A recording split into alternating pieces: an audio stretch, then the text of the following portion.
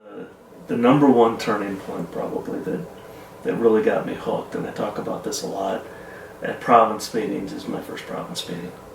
I am a Beta Chi from Drake University from 1981. I pledged in 1981 and became a brother that semester. And at the end of that year, in 1981, I went to my first Province 8 meeting. And immediately was hooked. Got to meet all these neat people from all over the country, and particularly the people obviously within Province 8, that as different as our chapters are, they still had the same goals and same interests, and obviously the commonality of us all being pharmacy students. It was a lot of fun, and I just immediately got hooked. By the way, I've been going to those meetings, and PP is now mostly where Province 8 was, and so I've been going to those province meetings since 1981, and I now have been to 70 province meetings from my home province, from Drake, which is Province 8 and then now NPP. Yeah, you start adding that up with all the other province meetings, having either before I got on the executive committee, when I got on the executive committee, and now I still go to that one. I go to Gulf Coast Province, which is the province here. Since I've moved down to Mississippi, I've been here for 15 years. I've been trying to go to their province meeting as well on a regular basis, and then I still hit up several. I just recently went to Pittsburgh. Mm-hmm. But you start adding those up together, it's 160, 170 meetings probably. It's ridiculous. But you start adding that to the 75th anniversaries and the 50th anniversaries and the chapter initiations and graduate chapter initiations. It's a lot of weekends. It is a lot of weekends. It's a lot of weekends. It becomes a big part of your life. A lot of time, money. Yeah. But a lot of brotherhood too, right? Yeah. I've never calculated the financial piece of that. I don't know that I would want to. Okay. Most influential brothers. At first you've got to mention your own home chapter. I mean, the people that came up and tap you on the shoulder and tell you about this organization called Kappa, and then pledge you and bring you into the organization. Obviously, they were very influential in my original involvement in the fraternity. Then, as I mentioned, you start going to province meetings and meeting some of those people there. I would have to say, as far as my national involvement in the fraternity, though, there's a couple people that come to mind. The first time I traveled outside of my own province, I went down to a Province 7 meeting in Kansas City and ran into Johnny Porter. And Johnny Porter and I stood in the back of the room and talked for an hour and a half. And it had a big influence on my understanding of what Kappa Psi was nationally. And that made me want to go to Grand Council conventions. Oddly enough, I did not go to a Grand Council convention until 1987, and I graduated in 1985. So I was a pharmacist for 2 years before I went to my first GCC. It just wasn't part of the culture in Province 8. A lot of our chapters didn't go to GCC. In fact, in 87 when I went, I was the only brother from Province 8 that was at that GCC. So it just wasn't part of the culture, but I decided at that time that I was interested in getting to know some of these people nationally. At my first GCC, I ran into Paul Hiller, and Paul and I became very fast friends very quickly. He was a lot of fun, and he was one of the people on the executive committee that really introduced me to a lot of the other members of the executive committee and made sure that if something was going on that he thought I'd be interested in seeing, to invite me to come along and hang out with them and have drinks at somebody's room after hours and learn about the fraternity. So I'd have to go to those two immediately from a national perspective.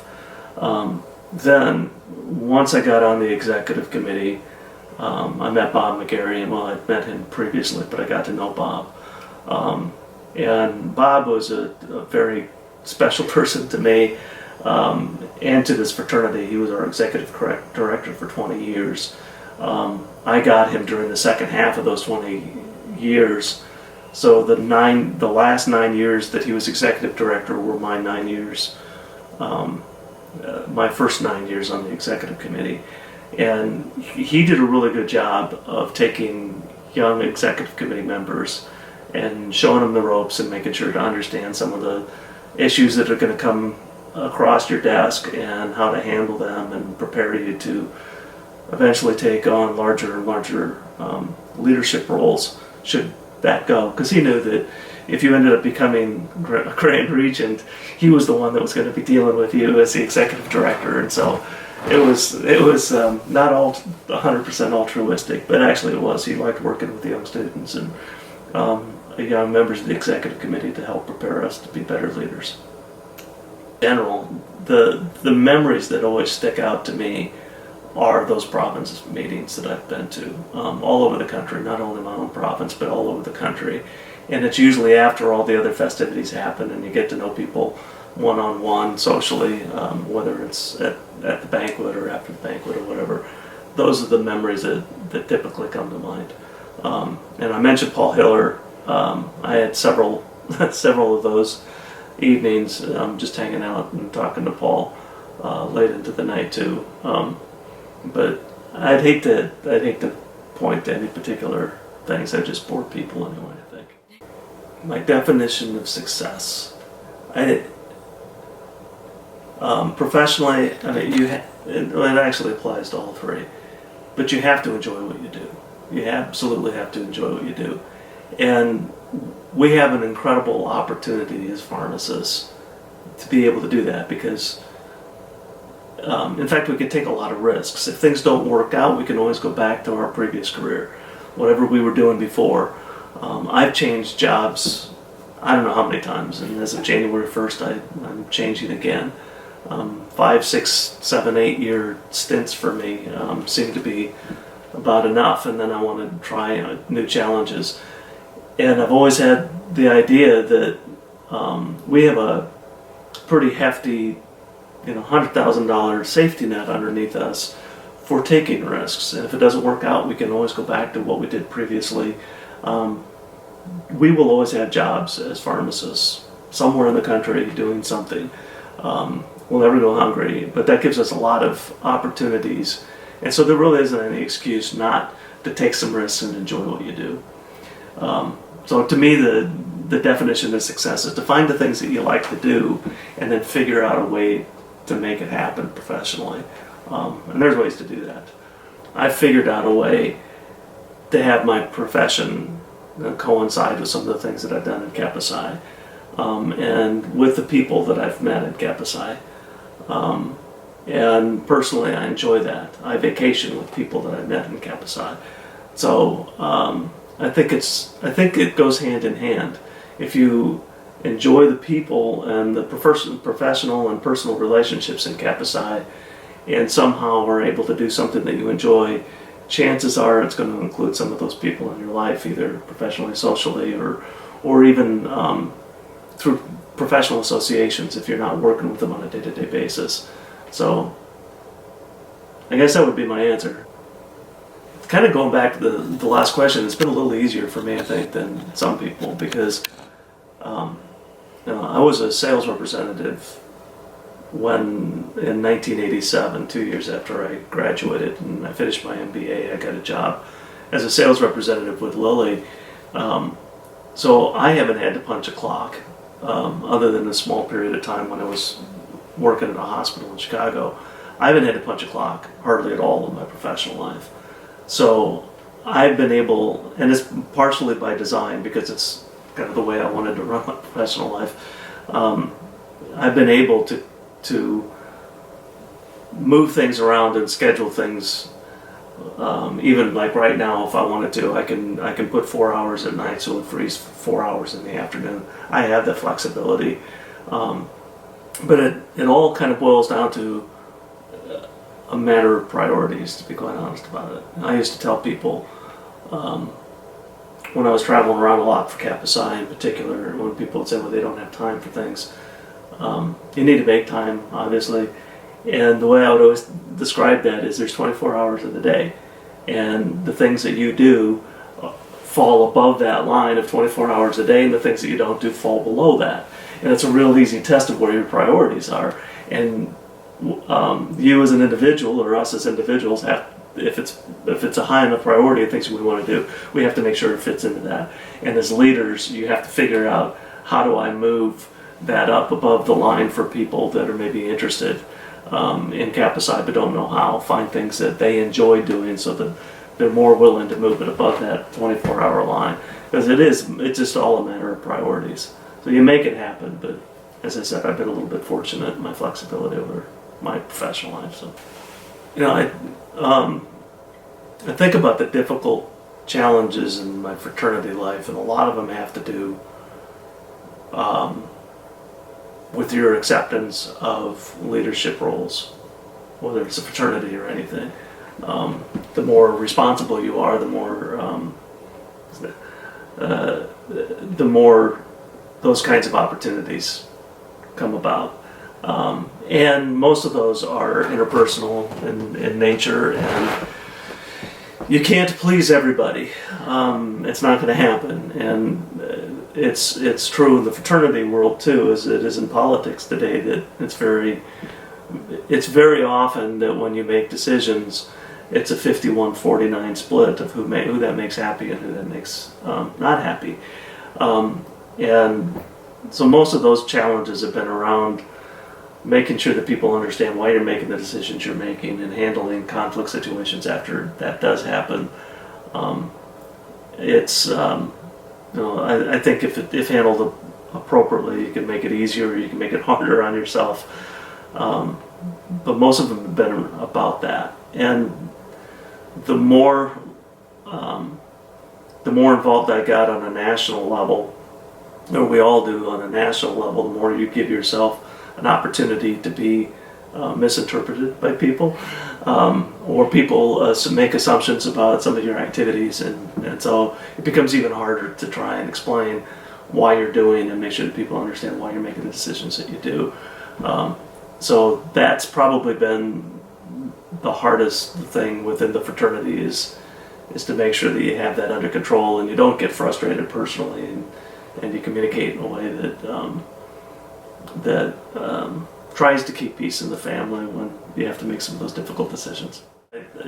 Personally, the people that probably know me the best, I would say the friends that I've been going on vacation with in Canada on a fishing trip for 22 years. We're leaving again at the end of June. That started as a Kappa Psi group, by the way. There was several of us at a province meeting, decided to just go on a fishing trip together to Canada, and that was in 1993. And we've gone every year since. And most of the people, a little over half of the people on there are pharmacists and Kappa Psis. We have a strict rule not to talk about work or data and Kappa Psi, because there's non-Kappa Psis and non-pharmacists up there too. But they are really close friends, and we spend an entire week together in a fishing boat. There's a quote from a movie, I forget what movie it was, but the sheriff said, "No, he couldn't have done that. I know him. I went fishing with him." I forget what movie that was, but there's a little truth to that. You spend 8 hours in a boat, for an entire week with somebody. You get to know them pretty well. And as I said, a lot of those guys were Kappa Psi friends prior to that too. So personally, that's, I guess, what my answer would be to that. Fraternally, I'd have to go to the graduates from what used to be Province A that is now NPP. I've been hanging around with those people again ever since, and that group ebbs and flows over the years of people that are active at province meetings. That's a little bit more of a dynamic group.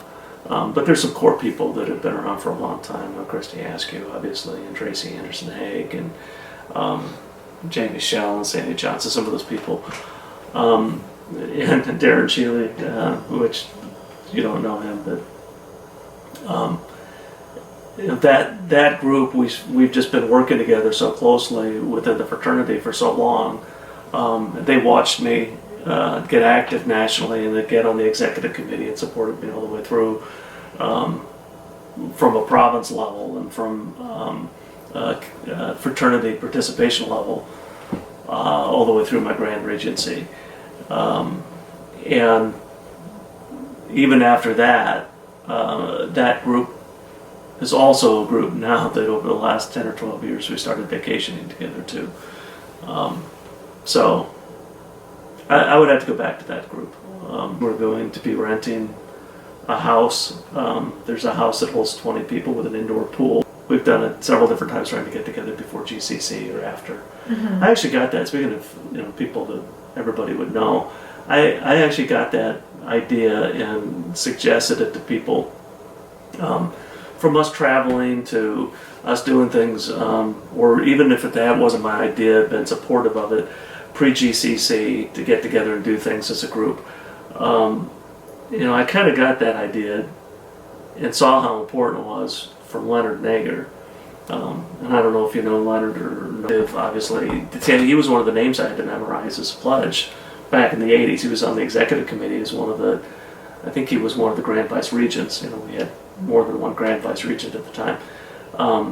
When I pledged, I think that's what it was. And then he wasn't as active nationally, but he wore his Kappa Psi pin. He was at St. Louis, wore his Kappa Psi pin every single day, and then eventually got back on the executive committee and became our Grand Vice Regent. I think is as high as he went. Again, recently, but he always used to do the same thing. He loved to go on cruises, and he was a great lecturer. And he would do the CE for things, and he was constantly going and traveling and getting a group of Kappa Psis together and inviting people over to their house, and he was just a lot of fun that way. But Province 7 was always doing something, either before or after GCC. Let's go hang out together for 3 days on a short cruise before we go to GCC or something. And I always thought that those kinds of things were cool, so I've always been kind of supportive of that, and it's been fun. Okay. The people that know me professionally, I'd have to go to the guys that I worked with here just until the end of last year. We started a company called Medical Marketing Economics, MME. It was a marketing consultancy for the pharmaceutical industry. And it was people that I met when I came down to Ole Miss to finish my PhD. By the way, Dr. Garner was department chair at the program when I came down. The reason that I came down here, and most of the guys that I ended up working with, we all came down here to work and get our PhDs from this program. The reason we did that was because of a guy by the name of Mickey Smith. And Dr. Smith was here for his entire academic career, starting in I think 1962 until about 2000. I think he finally retired. But if you look on Amazon or any place that sells textbooks and type in pharmaceutical marketing as a topic, there's probably a dozen books out there, and he probably wrote 10 of them. Wow. And everybody knew that Dr. Smith was the guy that had taken marketing theories and applied them to the pharmaceutical industry, and was well known for that and written books on it. And that academic discipline was real active here at the time when I was looking for a place to get my PhD. And I met like-kind people here, and we ended up starting our consultancy out of a group of people that I met at grad school and on faculty here. And by the way, there was 5 of us that started, and 3 of the 5 of us that started that were Kappa Psis. But we started working together, and over 15 years we ended up creating a company with, I think, 35 employees and 3 offices in 2 countries. I think that's what we used to say. And worked with those guys every day for 15 years. And I told the guys when I was 55 I was going to move on to something else, and I still have lunch with them and hang out with them, and they're very good friends of mine. But professionally, I think they probably could read my mind in terms of my understanding of this industry and what my professional goals are. So, and it's probably somewhat boring to people, but what we did was our clients were pharmaceutical companies. I also, myself and one of the other partners, started doing some litigation support and expert testimony, they call it, where a drug company might be suing another drug company for their marketing practices or over patent issues. And in those cases, they need experts to be able to explain to the court or explain to the lawyers how this market works. And that's called litigation support. And then if you actually testify in a trial or in hearings, then that's expert testimony work. And I've been doing litigation support and expert testimony work for about 10 years now. Wow. And I enjoy it. I really enjoy it. And it actually started getting in the way a little bit of some of the marketing consulting that I was doing and didn't quite fit in with some of the things that we were doing at the company. So I decided to carve that out and bring that out as my own piece of work.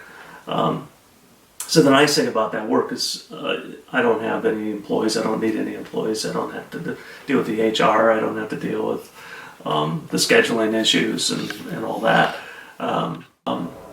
When I was thinking about what to do next after a couple different careers, I was talking to one of our faculty advisors at Drake, who was also a Kappa Psi, about what I wanted to do. And I told him some of the things that I was interested in, and he says, well, don't go that direction, why don't you go this direction? And talk to Lon Larson and Ken Roberts and Dewey Garner and some of those people, and that took me down a path that ended me where I was.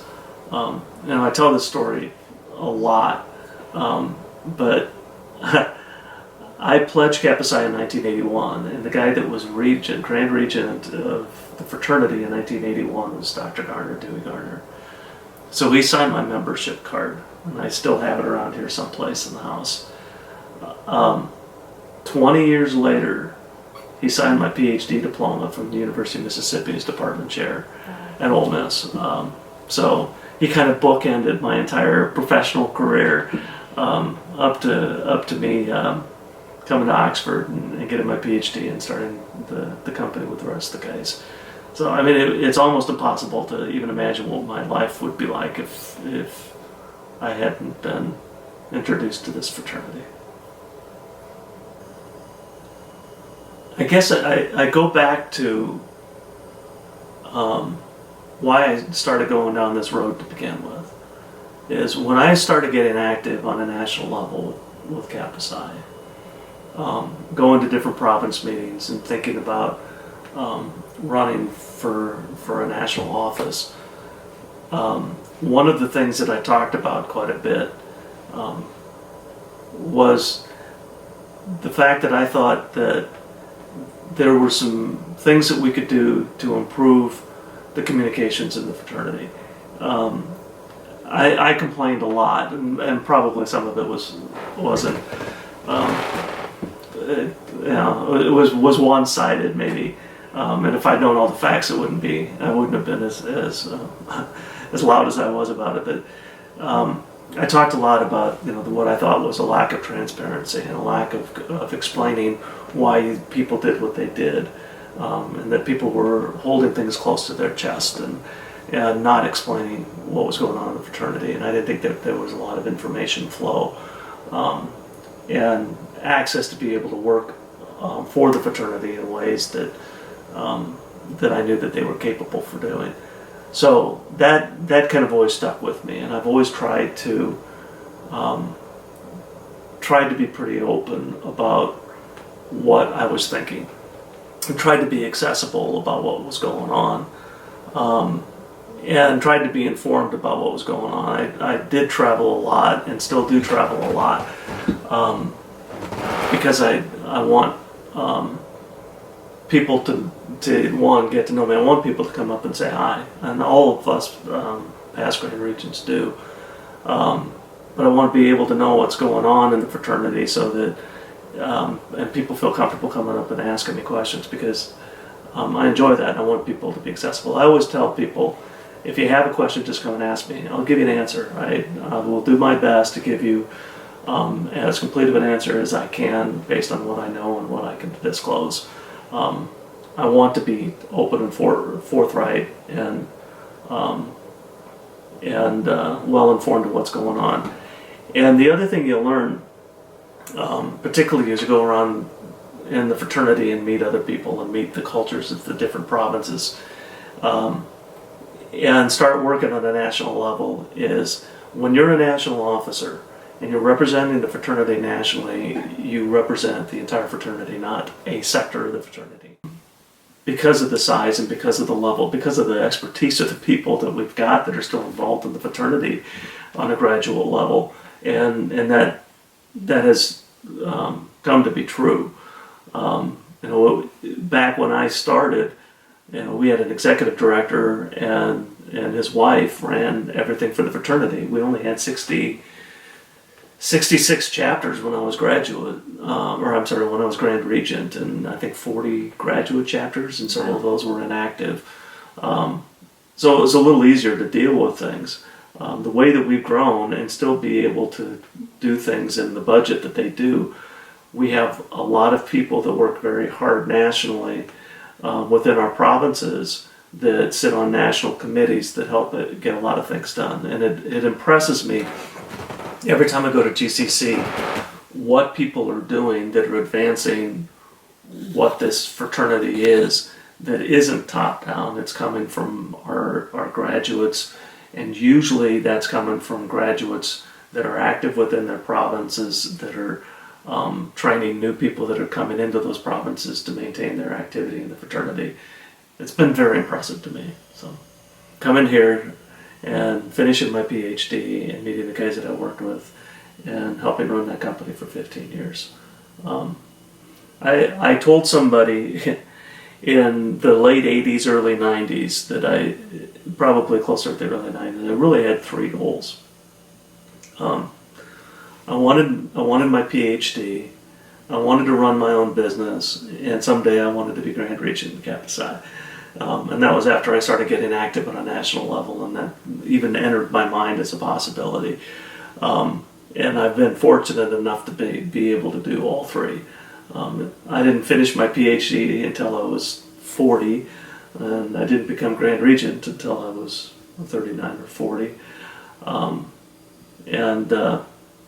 But eventually it happened. So, and I'm self-employed again. So, my first province meeting was probably one of my favorite memories. There were only 3 of the 8 chapters that we had in the province. There was only 3 that showed up at that time. So it was a very small group, and it was a very informal group.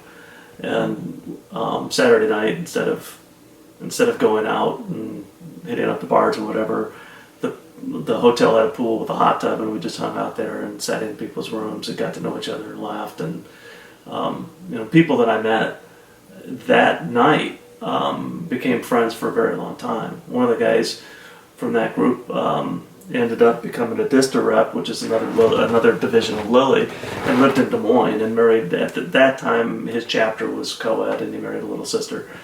So they were both Kappa Psis, and hung out with them socially for a long period of time. So I just 5 years ago, one of the people that was there that night, he also became treasurer of our province, and so I got to know him pretty well over the years, and kept in touch with him on Facebook. And I went out to Seattle and had dinner with him and one of the other people from that chapter, and reconnected with them.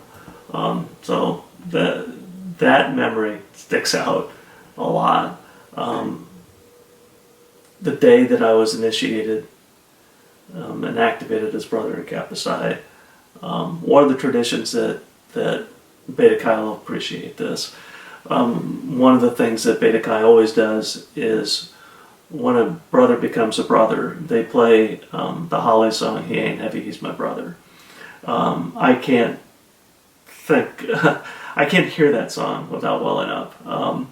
In fact, when I became Grand Regent, at some point in that night, as the celebration was kind of winding down, I played that song.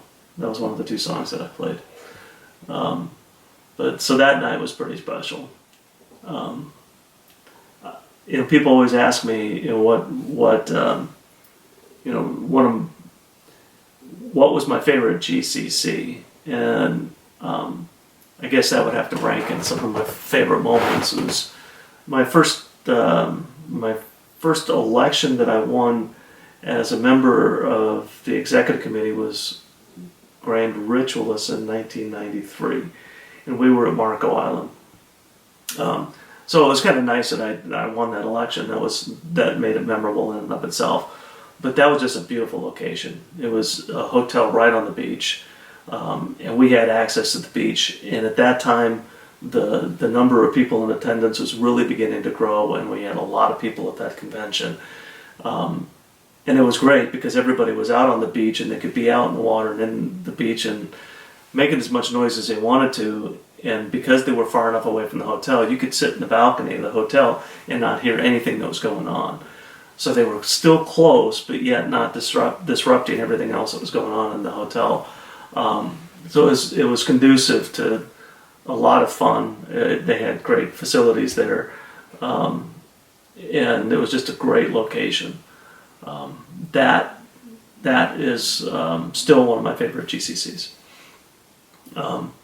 The other GCC I think that was probably pretty memorable was out in Jackson Hole, Wyoming. That was when William R. Smith was Grand Regent. That was the place that he selected for our GCC, and it was out in the middle of nowhere. It was not easy to get to. We ended up what I believe was the off season at a ski lodge. So we were all by ourselves in this ski lodge hotel. We could never do that now with as many people that show up. There may have been 250, 300 people at that time, maybe probably closer to 200, 250, something there. We could look at Dewey's book back there. But it was a small group. You got to know a lot of people. It was the first time I ran for an office and I lost. But the good part of that is I got to meet a lot of people, and some of those people that I met there are still very close friends of mine today. And even some of the people from that I travel with and vacation with are people that I met at that meeting. That was a really good GCC in terms of getting everybody together.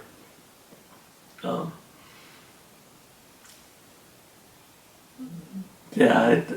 As far as individual memories, that's probably as good as anything on the list. Okay. Without going into too much detail. I think I will say that I can't count.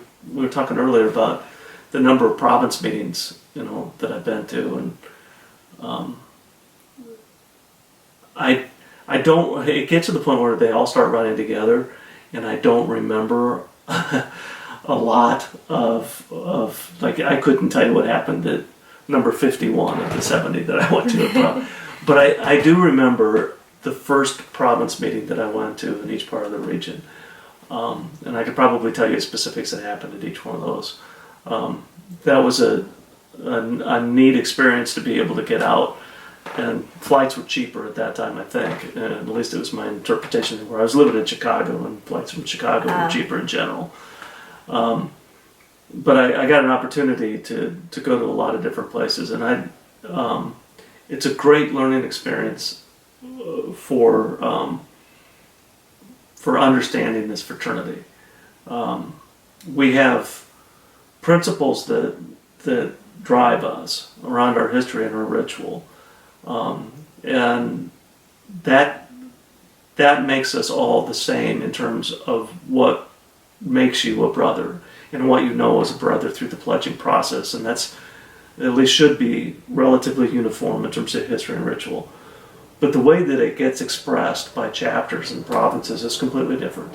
Every chapter, every school has different needs, every chapter has different needs. They have different students from different parts of the country with different cultural backgrounds, interests, access to different things in their geographic regions, and it's just developed different personalities all over the place, all which are different, but none are wrong, as long as they stick to the history and the ritual of the fraternity that binds us. So I do remember going to every one of those first province meetings. I could probably tell you different things that happened at each one of them. That was a lot of fun. That period of time was a lot of fun getting to know this fraternity. Short answer is absolutely every aspect of my professional life has been touched by this fraternity.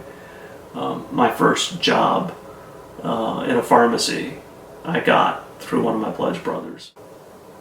I guess the only thing I think of, I'm looking forward to GCC, and I look forward to all of those because, as I was saying earlier, it just amazes me what people do for this fraternity and how much people love this fraternity. It absolutely floors me how much is being accomplished and what directions we're going and the things that we're doing to help people professionally solve problems or get where they want to go and accomplish their own personal goals. It's absolutely amazing to me. And it makes me thankful for their work every day. So I'm just thankful that people love this fraternity as much as they do and work as hard as they do for this fraternity. And they probably don't hear it enough. So thank you for everything that everybody does.